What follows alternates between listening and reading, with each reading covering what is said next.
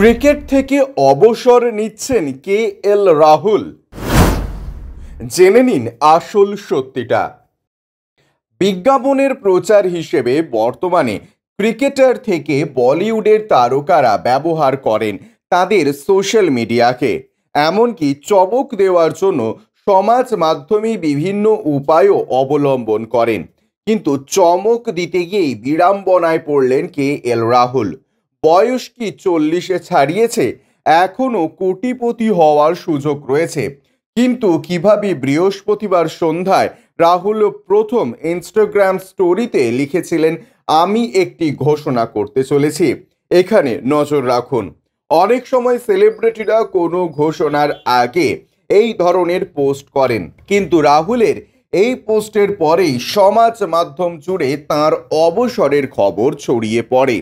একটি fake post social মিডিয়ায় রাহুলের নামে প্রচারিত হতে থাকে। সেখানে লেখা হয়, ক্রিকেট থেকে অবসর নিচ্ছেন রাহুল। যে বার্তাটি সোশ্যাল মিডিয়ায় লেখা প্রচারিত হয়েছিল তাতে লেখা ছিল, আমি অনেক সময় চিন্তা ভাবনা করার পরেই পেশাদার ক্রিকেট থেকে অবসর নেওয়ার সিদ্ধান্ত নিয়েছি। এই সিদ্ধান্তটা সহজ ছিল না।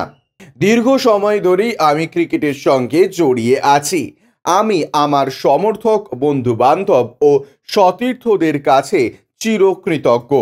দেশের প্রতিনিধিত্ব করাটা আমার সম্মানের। আমি জীবনের নতুন অধ্যায় শুরু করতে চলেছি, তার জন্য মুখিয়ে আছি। কিন্তু পরে জানা যায় এই বার্তাটি সম্পূর্ণ ভুয়ো। তিনি ক্রিকেট থেকে অবসর নিচ্ছেন না। বিজ্ঞাপনের প্রাক অংশ হিসেবেই আগের পোস্টটি করেছিলেন, কিন্তু বিষয়টি অন্যভাবে প্রচারিত হয়। শ্রীলঙ্কা সফরের শেষ একদিনের ম্যাচে বাদ পড়েছিলেন লোকেশ রাহুল, তবে তাকে দলে রাখা হবে না এমন কোনো খবর এখনো পর্যন্ত পাওয়া যায়নি। দলীপ ট্রফিতে ইন্ডিয়ার দলে রাখা হয়েছিল তাকে। ব্যুরো রিপোর্ট, ইউজে নিউজ।